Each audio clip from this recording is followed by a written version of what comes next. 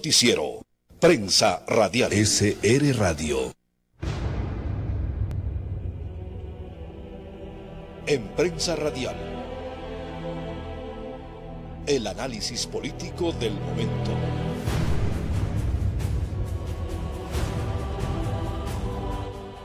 Continuamos con más información en su noticiero Prensa Radial y en estos momentos vamos a hacer información con el doctor Rómulo Chávez, catedrático de la Universidad Nacional de Loja, y con quien vamos a hacer información sobre varios temas del acontecer local, nacional e internacional.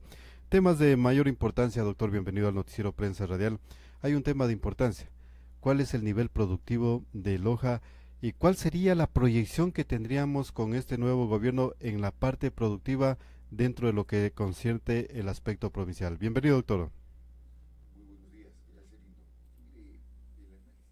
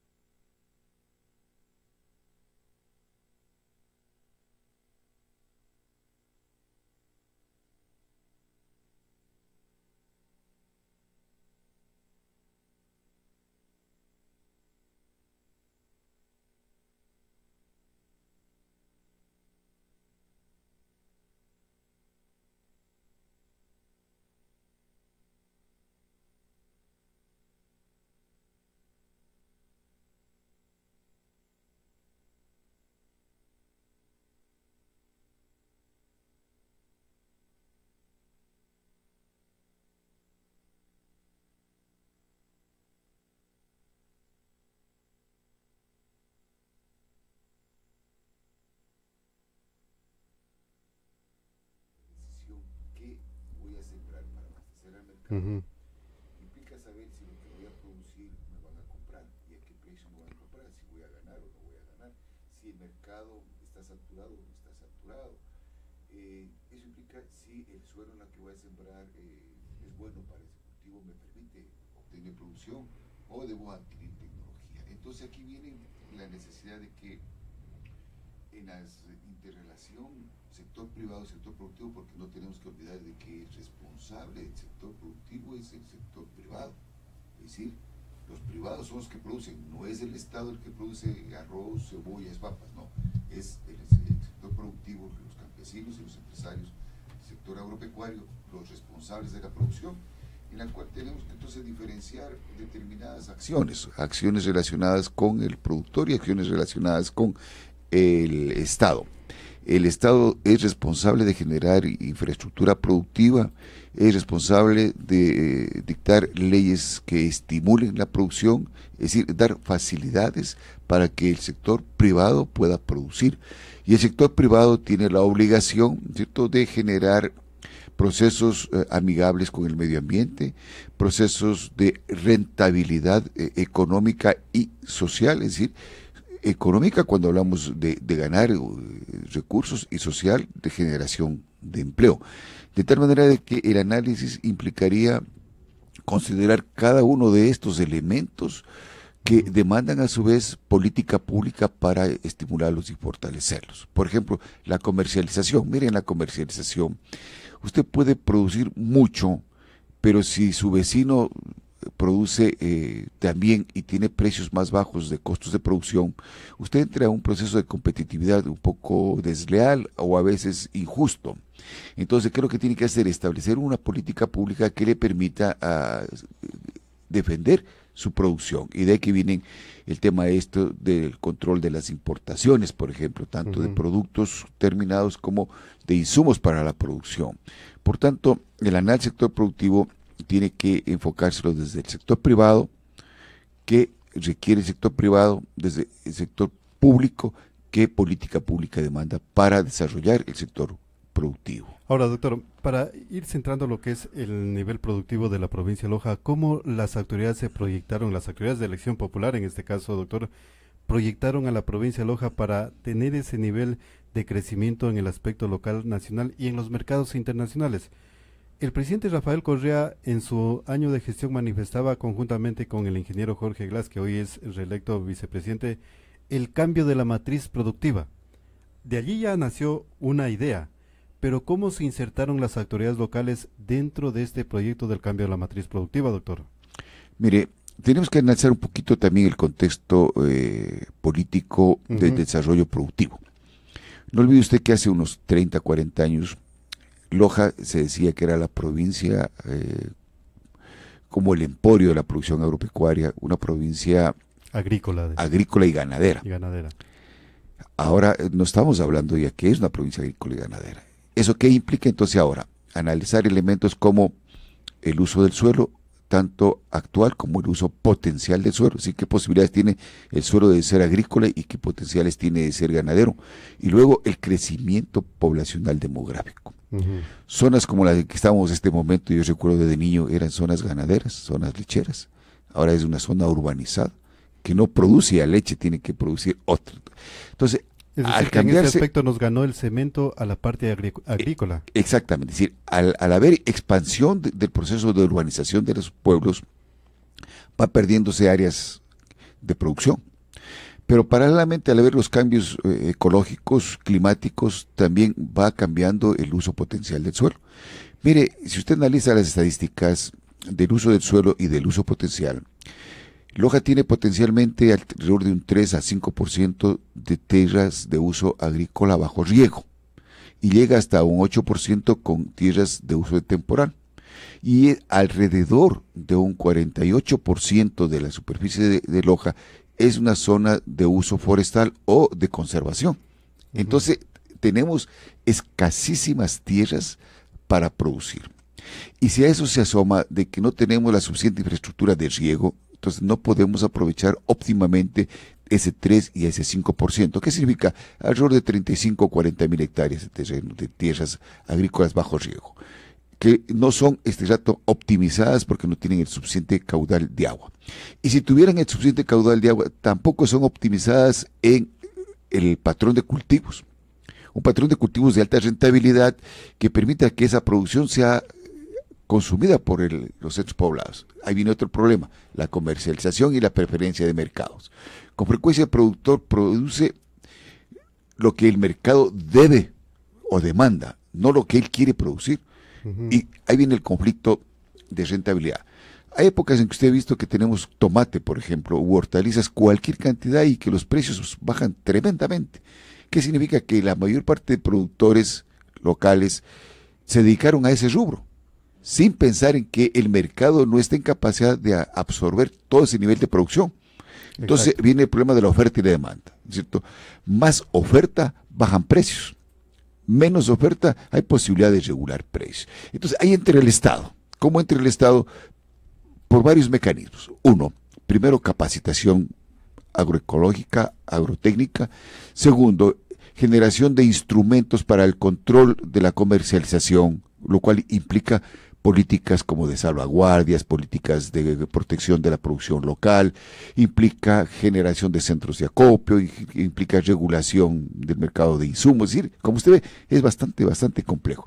Al ser bastante complejo, entonces es fundamental de que para cada uno de estos elementos que inciden en la producción se genere una política pública. Por ejemplo, una política pública para el riego, una política pública para la comercialización, una política pública para el crédito y particularmente en mi caso que yo señalo, una política pública específicamente para la capacitación técnica. ¿Por qué? El momento que se plantea el cambio de la matriz productiva, se está pensando en que al no tener la suficiente potencialidad de recursos, suelo, agua, capital, tecnología, ya no podemos continuar con el mismo esquema de producción de Exacto. Subsistencia, sino tenemos que buscar alternativas. Y una alternativa es el cambio de la matriz productiva. ¿Qué significa eso? Optimizar los recursos que tenemos en lo que podemos hacer. Y si no podemos hacerlo, cambiar el esquema mental para producir ya no hortalizas, sino producir, por ejemplo, conocimiento. Entonces, doctor, allí nace una situación que debemos nosotros entrar en este momento a un análisis. La propuesta del cambio de la matriz productiva, pero no hemos escuchado de ninguna autoridad de proponer una asamblea o reunión con la parte académica, cuando usted bien lo puntualiza. exigir los recursos para la capacitación técnica. ¿Cómo concatenamos este aspecto con la parte política y la academia para entrar a esta capacitación técnica de los diferentes sectores de la provincia y el país, doctor? Verá, todo esto parte del modelo de desarrollo en el que los gobiernos, cualquiera que sea, quiere implementar y desarrollar en un país o en un territorio determinado. Yo recuerdo al inicio del gobierno de Rafael Correa se planteaba del eje de la producción y se planteaba el tema de la atención del sector productivo. Pero como hemos conversado ligeramente, el sector productivo, al ser tan complejo, demanda un análisis mucho más profundo y demanda la participación de varios actores involucrados. ¿Cómo cuáles serían estos? Primero, el productor. Ya. Segundo, el jornalero, el campesino, el que favorece los procesos de producción, porque no es lo mismo que usted tenga tierras a que tenga trabajadores capaces. Luego, las universidades, los colegios técnicos y finalmente el gobierno. Y complementariamente, el ciudadano que consume esos productos. Quizás en estos 10 años se ha hecho muchas cosas muy importantes por estimular el proceso productivo en determinadas zonas del país. Mire, por ejemplo, los proyectos multipropósitos. Son proyectos que en este momento le han ayudado a garantizar, evitar la inundación de alrededor de 200.000 hectáreas de terreno, que al no inundarse no generan pérdida, pero que en el periodo ahora de verano van a generar producción agropecuaria, porque tenemos agua de riego y tenemos los terrenos ahí aptos. Pero en nuestra provincia de Loja no hemos tenido esas posibilidades, ¿no es cierto?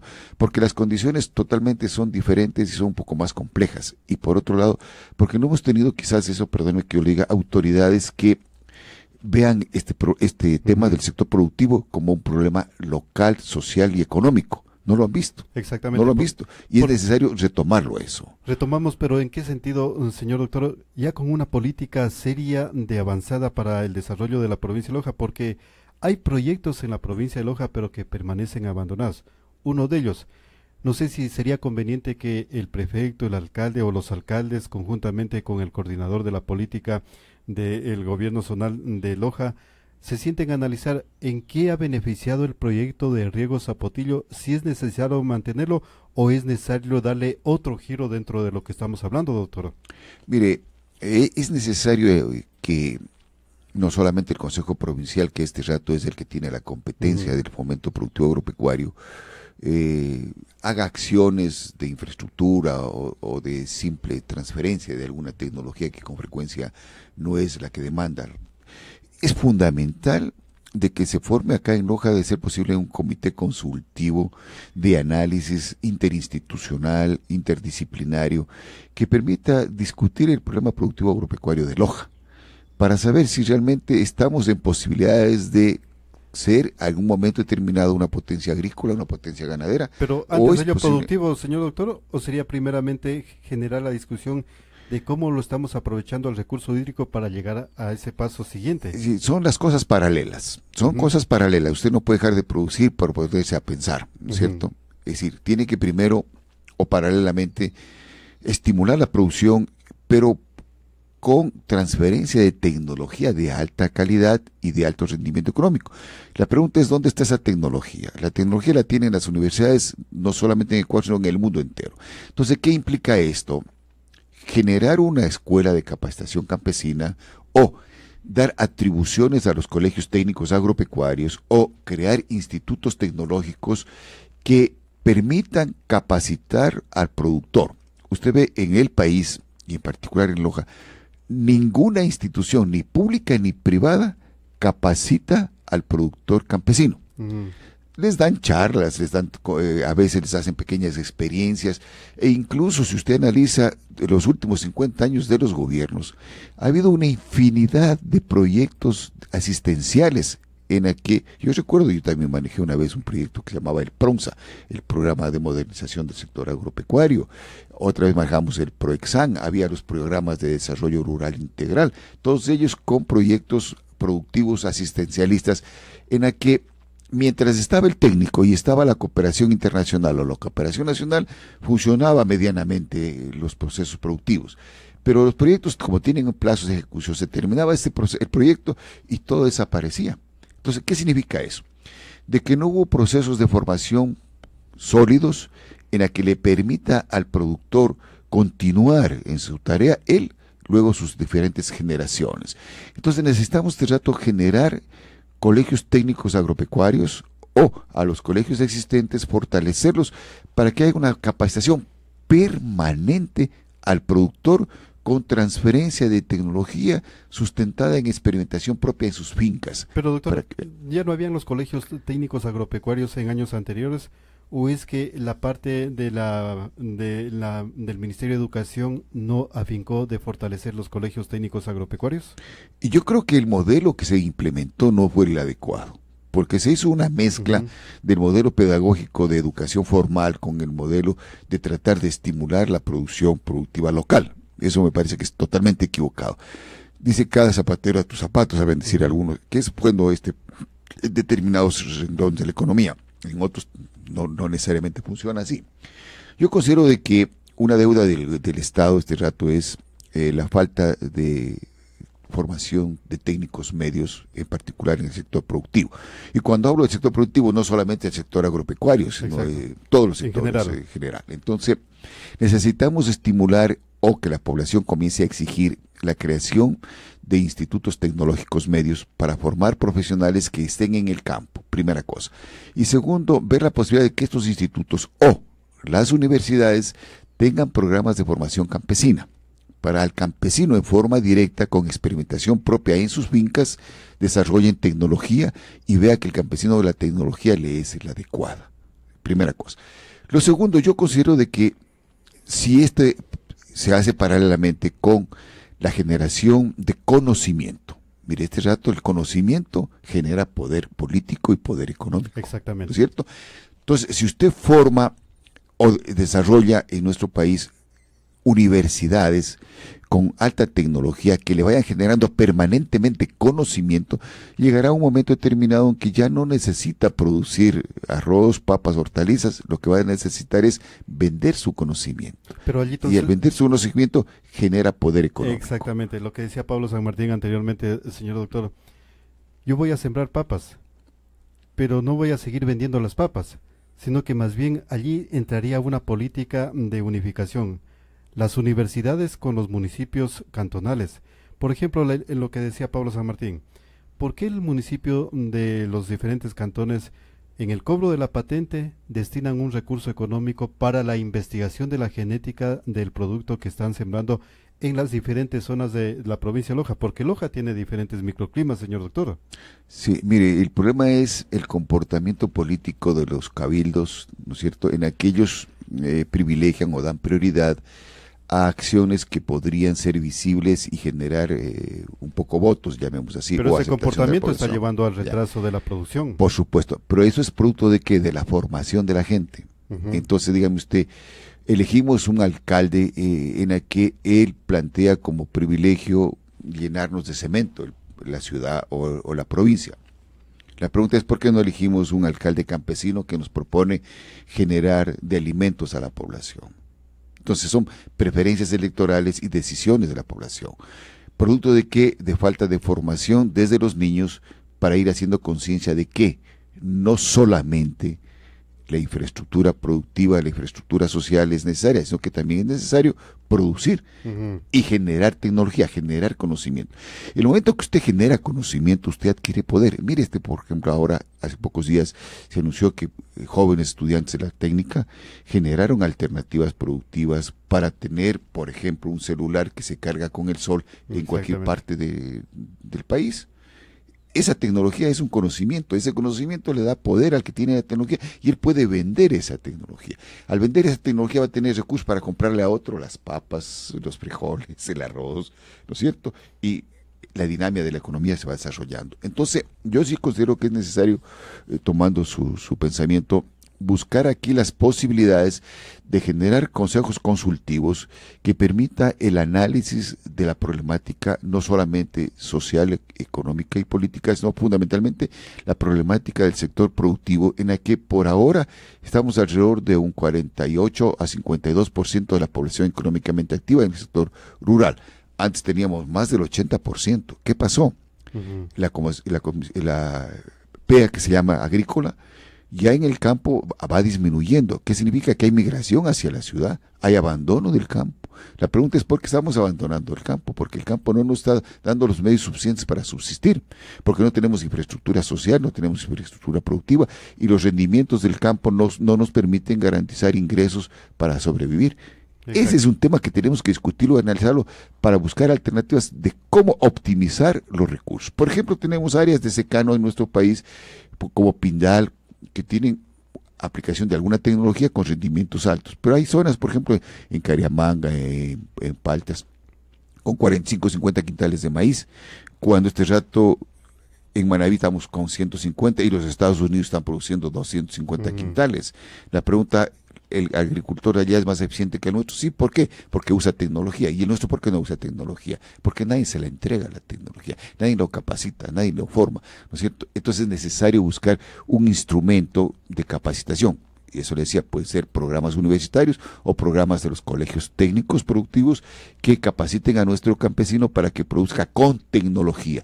Y al producir con tecnología en su mismo terreno, en lugar de producir 50 quintales de maíz por hectárea, puede producir con tecnología y semillas mejoradas 200, 220.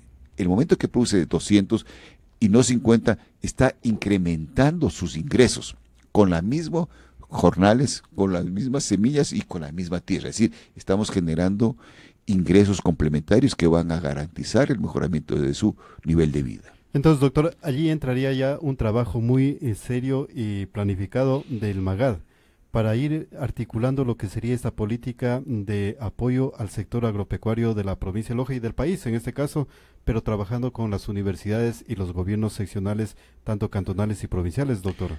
Ese sería uno de los esquemas de trabajo. Lamentablemente, en el país, durante todos los años, incluido en este gobierno, el MAGAB no ha tenido una orientación muy clara. Ha tenido, por supuesto, una serie de programas de carácter asistencialista, pero que no son de carácter estructural, sino son de carácter de coyuntura, ¿cierto?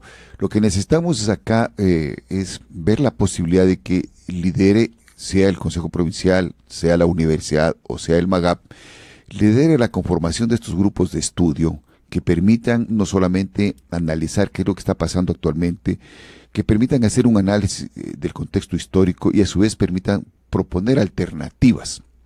Miren, no es posible que, por ejemplo, de que zonas muy productoras como las zonas del Tambo, Catamayo, de hortalizas, produzcan, por ejemplo, el tomate, y el tomate tenga que vendérselo a una industria de Guayaquil, y la industria de Guayaquil nos mande envasado la pasta de tomate para nosotros consumir.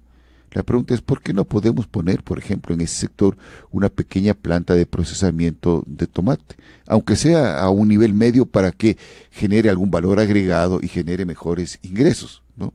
Allí sería importante, falta el recurso económico, lo principal, el capital. No necesariamente, lo que falta es el planteamiento de una alternativa técnica coherente, factible, viable económicamente, y la toma de una decisión política. Y ¿quién es este rato el responsable del sector productivo agropecuario? Los consejos provinciales. El MAGAB es responsable de este momento de generar normativa, de generar control, pero responsable directo del fomento productivo este rato es el Consejo Provincial. Entonces, el momento que el MAGAB, por ejemplo, genera una política, una normativa, esa normativa puede ser consensuada con el Consejo Provincial, y el Consejo Provincial dedicar pequeños recursos como para instalar una planta de procesamiento de pasta de tomate, por ejemplo, ¿cierto? Eso lo puede ser en Catamayo, eso lo puede ser aquí en Malacachos. Este rato tenemos el tema de los intervalles, puede ser una zona intermedia, una pequeña planta, y todos los productores de tomate ya tendrían un comprador fijo. Ese comprador fijo a su vez podría generar un precio justo, ¿cierto? En la que usted, como productor de tomate, al ingresar al proceso de producción, ya tiene garantizado que alguien le va a comprar. Garantizamos la cadena de comercialización. Y por otro lado, garantiza eso y genera un encadenamiento del proceso productivo, en la que usted con seguridad va a producir sabiendo que va a tener un precio que le cubre sus costos de producción y que además va a tener un pequeño ingreso adicional como utilidades, y además tiene a quién venderle. No lo que pasa actualmente, que el momento que comienzan las cosechas, comienzan el calvario del productor. ¿A quién le vendo y a qué precio le vendo? Entonces, el Consejo Provincial debería de reorientar la área de producción para ir afincando el apoyo al agricultor? En vista de que este rato, por ley, tiene la competencia legal del fomento productivo, es responsabilidad de ellos liderar los procesos de discusión, análisis y de fomentar la producción productiva. Es decir, que el proyecto presentado por el economista Rafael Correa del cambio de la matriz productiva está en el escritorio, pero lamentablemente los gobiernos seccionales no lo están leyendo o no lo quieren entender de acuerdo a la proyección del país, doctor. Es probable que sean las tres cosas que usted plantea. No lo quieren leer, no lo entienden o no tienen interés de desarrollar el sector productivo, porque el sector, mire, transferir recursos para el sector productivo es un asunto muy delicado y complejo que no da réditos electorales inmediatos, porque el sector productivo, al ser complejo, hay momentos que es rentable, hay momentos que no es rentable.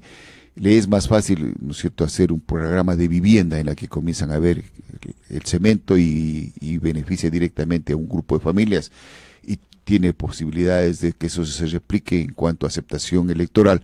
El sector productivo, en cambio, demanda mucho más esfuerzo, mucho más sacrificio y demanda muchos más recursos. Entonces, ¿qué es lo que deben hacerse? Por ejemplo, dada la competencia del Consejo Provincial, el Consejo Provincial debería buscar la posibilidad de integrar profesionales o hacer alianzas con universidades, con los colegios agropecuarios, con el propio MAGAP, con el sector privado, para luego de la discusión de qué es lo que tenemos ahora y a dónde queremos ir, comenzar a implementar realmente política que genere el desarrollo del sector productivo y también generar infraestructura productiva para estimular el incremento de los rendimientos de los diferentes productos. Doctor, y yo le pregunto eso porque ayer justamente en la Asamblea Legislativa se aprobó el proyecto de ley de agrodiversidad, semillas y fomento de la agricultura sustentable, esto que fue debatido por varios años. El cuerpo legal, la normativa, tiene como objetivo estratégico contribuir a la soberanía alimentaria, fortalecer la agrobiodiversidad, conservación y producción de semillas, banco de germoplasmas, así como el apoyo a pequeños y medianos productores.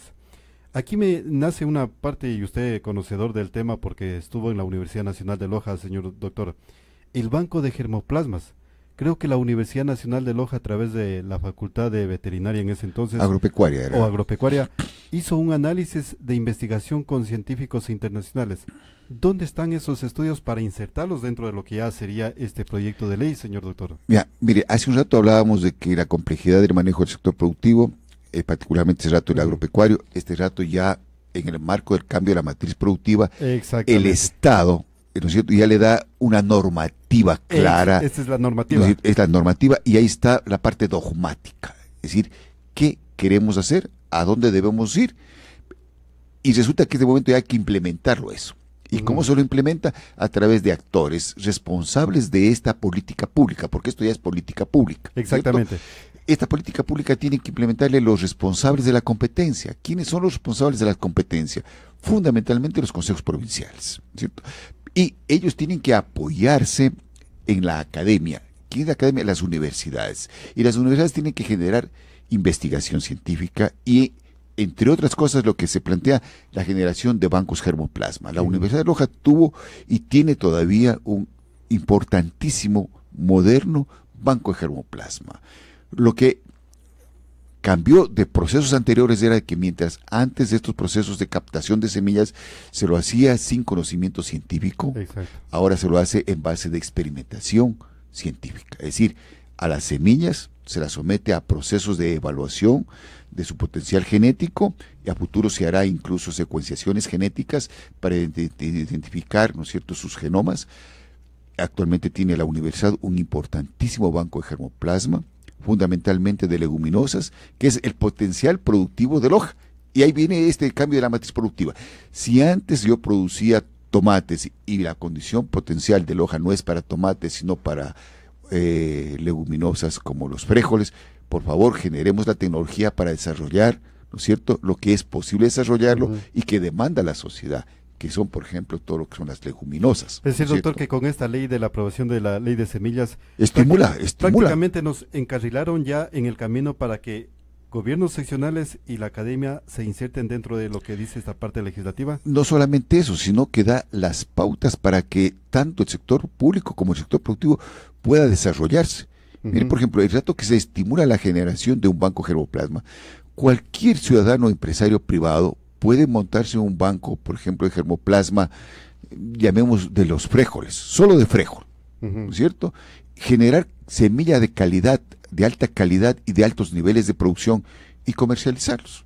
Previo, por supuesto, las certificaciones de los órganos de control respectivos. Dice, el cuerpo legal, entre otros aspectos, incentiva la asociatividad y fortalecimiento de los agricultores, productores de semillas, quienes puedan ser proveedores de semillas de calidad e innovar los mercados locales. Además, busca mejorar condiciones para la producción de la agricultura familiar. Eso es muy importante dentro de lo que es el núcleo familiar. Es decir, entonces, como usted ve, dentro del marco del cambio del marco de la matriz productiva, ya está este rato la normativa que le orienta y le indica por dónde tiene que caminar. Entonces, este rato lo que tenemos es que complementariamente a eso, generar una política pública de organización social, de incentivos productivos y de facilidades para los procesos productivos. El momento que eso se genera, algún actor tiene que asumir la responsabilidad. Y la ley dice, los actores responsables son los consejos provinciales de fomentar la producción. El actor responsable de generar conocimiento y tecnología es la universidad. Y el actor responsable de implementar esa política en la producción es el empresario, es el campesino, es el productor privado. Es decir, que ahorita se reorienta toda la planificación de la producción, porque aquí en la parte de pertinente dice que resguarda nuestra semilla como patrimonio a través de los bancos vivos de semillas que son centros que la dinamizan, así como el conocimiento y los saberes. Claro, por ejemplo, ahí está el tema de la quinoa, por ejemplo. Es clarísimo orientado a eso. Tenemos el tema, por ejemplo, del poroto chileno que tenemos, el chilenito que tenemos acá en nuestra provincia. El pequeñito que le llamamos. Chiquitico, y que es muy apetecido por la población y que en el resto del país muy poco se produce. Entonces, es decir, doctor, que Loja podría constituirse, o podía construir, mejor dicho, una arca de productos dentro de lo que es ya esta ley. Claro, por ejemplo, mire, teniendo la competencia del Consejo Provincial, puede a las personas que producen, que son en las zonas de Paltas, Cariamanga, Pindal, que producen el chilenito, cogiendo solamente este tema, pueden organizarnos a estos productores para con ellos mismos y con la asesoría técnica de las universidades hacer una selección de estas semillas y a esas semillas, ¿no es cierto?, llevarlas a los estudios pertinentes y generar un banco de germoplasma de la semilla del chilenito. El momento que eso hacemos, vamos a tener varios efectos beneficiosos. Primero, calidad de la semilla para abastecerle a nuestro productor. Segundo, garantizar el incremento de sus niveles de producción. Y tercero, garantizar las calidades organolépticas del producto para que el consumidor tenga satisfacción en comprar el producto. Solamente con ese trabajo, en este tipo, llamémoslo como proyecto solamente de este germoplasma del chileno, podemos generar mejores ingresos, mejorar tecnología y generar empleo y generar satisfacciones del mercado. Sí, claro, solo con un elemento, claro, aprovechando la normativa de la ley actual. Claro, no solamente estamos hablando dentro del profesional de la agricultura, señor doctor, sino que también entraría, por ejemplo, el médico veterinario, la persona que estudió tecnología en sistemas electrónicos digitales, que entrarían, porque allí se aplicaría la tecnología, qué tipo de riego vamos a utilizar bajo la normativa de las nuevas tecnologías que existen. Es que el seguimiento a través de GPS, cómo se está comportando el clima en estos momentos para lo que sería la siembra. Y me parece muy importante dentro de este proyecto de ley de semillas, dice que dar énfasis a los centros de conocimiento, es decir, a las universidades, señor doctor, y en este momento deberían ya de planificar cuál sería la normativa que ellos van a aplicar en el conocimiento.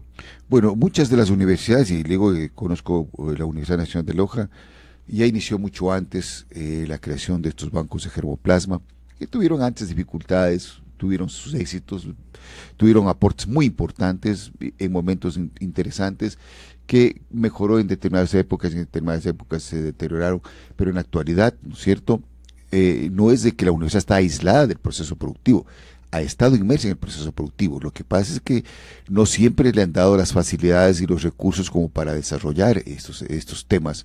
Entonces lo que tenemos es que un poco liberarlas a las universidades del control estatal para estimular su intelecto en el desarrollo del conocimiento, estimular el desarrollo del conocimiento y integrarlas a los procesos productivos. Y por ello vale que retomemos lo que al principio dijimos. Es indispensable de que uno de los actores asuma el liderazgo de este proceso a través del diálogo interinstitucional para crear consejos consultivos que le permitan no solamente evaluar lo que está pasando ahora, sino plantear alternativas que en el marco de la normativa de la ley actual favorezcan el desarrollo productivo. Pero en los diferentes sectores, ¿no es cierto? Riego, conocimiento, Exacto. Pero ese liderazgo, doctor, tiene que estar dentro de lo que sería política provincial o política estatal, no política de transición en este momento. No, está clarísimo. Este rato tenemos una política pública que es la ley. La ley, exactamente. ¿No es cierto? Es decir, el Estado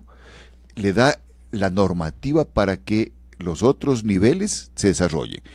Hay organismos que tienen la competencia. El Consejo Provincial tiene la competencia de desarrollo productivo. Entonces ahora es responsabilidad del Consejo Provincial instrumentar la ley. Y para ello tiene varias alternativas. Exacto. ¿No es cierto? Yo le dejo la inquietud, señor doctor, para en otras ocasiones que nos acompañe. ¿Estamos preparados institucionalmente para aplicar la ley que se aprobó ayer en la Asamblea Legislativa? Pero claro, lo único que nos falta es voluntad política. ¿Y qué significa voluntad política? Que se siente a discutir, por ejemplo, el grupo de personas del sector productivo responsable del fomento, que es del Consejo Provincial, con representantes de las universidades y con representantes del sector estatal, como el MAGA. Y entre estos tres discutan, a ver, ¿cuál es el norte productivo de la provincia de Loja? Exacto. ¿A dónde queremos ir? El momento que decimos a dónde queremos ir, qué queremos hacer, comenzamos a analizar qué recursos tenemos, qué posibilidades tenemos, qué debemos hacer en cada uno de los elementos que conforman el sector productivo. Crédito, riego, suelo, comercialización, asistencia técnica, tecnología, conocimiento, y se comienzan a asumir responsabilidades. Y dice, por ejemplo, la Universidad Nacional de Loja va, a través de su centro de investigación, a generar tecnología para mejorar los niveles de producción de los frijoles, por ejemplo, o de la leche de cabra, que este momento, ¿no es cierto? O vamos a mejorar los suelos. Y Ministerio de Agricultura, ¿qué va a hacer? Va a generar determinados instrumentos para estimular los procesos de comercialización. En lugar de andarlo persiguiendo al señor que trae su baldecito de leche o quesillos, o 4 naranjas, o 4 tomates, en lugar de andarlo persiguiendo a través de agrocalidad, estimular centros de comercialización, ¿cierto? Exacto. Que el municipio, en lugar de darles con los toletes eléctricos a los campesinos que vienen a vender sus lechugas, establecer centros de acopio y de comercialización en términos de higiene y de garantía de calidad al producto. ¿Qué podrían asumir los mismos gobiernos seccionales, señor Pero doctor, claro, estos centros de acopio, como sí, antes era el Ministerio de Agricultura y Ganadería a través de los centros de acopio? Es responsabilidad en este momento de los consejos provinciales y consejos cantonales asumir esas tareas, y es responsabilidad del ministerio generar la normativa, las facilidades para que eso se desarrolle. Bien, doctor, quedamos comprometidos para otra ocasión para analizar. Muchas gracias, Lindo. Cuando usted considere conveniente podemos seguir dialogando estos temas que son apasionantes, son hermosos, en los cuales podríamos ir analizando cada uno de los elementos que conforman el sector productivo y establecer en cada uno de los elementos qué se debería hacer y cómo podríamos estimular el mejoramiento de ese elemento para que sea una garantía del proceso productivo global. No lo dude, doctor, porque me queda una inquietud que usted lo dijo, que siempre nos ha preocupado a nosotros. La situación demográfica nos está ganando a la parte productiva de todas las provincias y a nivel mundial. Incluso en España había una preocupación que hay que determinar las políticas de expansión demográfica ante lo que es la situación alimentaria de los humanos. Claro. Y eso es muy grave, doctora. Y eso demanda la reflexión muy seria de una política municipal.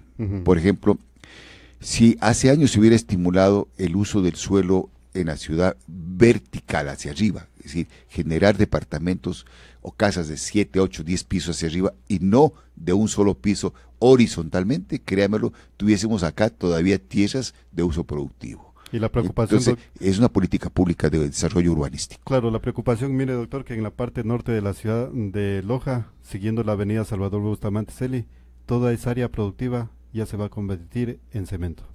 Es ya cemento y son casas de 2, 3 pisos cuando podrían hacerse complejos de vivienda, ¿no es cierto?, de varios pisos y muchos más grandes, en la que incluso la dotación de servicios de agua potable, alcantarillado, energía eléctrica son más fáciles, porque no es tan fácil, ¿no es cierto?, extender la red hacia lo más lejos para abastecer a una pequeña casita que concentrar el servicio en un edificio. Entonces, ¿qué es lo que necesitamos? Es una política pública de urbanización de las ciudades que permite el aprovechamiento del espacio vertical para garantizar, ¿no es cierto?, que no se pierdan muchos terrenos que podrían ser de uso productivo y también facilitar la dotación de los servicios públicos. Temas muy importantes, doctor. En otra ocasión los estaremos analizando. Muchas gracias, Lindo. Gracias. Se dio el doctor Rómulo Chávez analizando temas productivos del acontecer local, cantonal, provincial y nacional. Seguimos con más información. Describiendo a Loja para el mundo. SR Radio. Acorta las distancias mundiales. www.srradio.com.es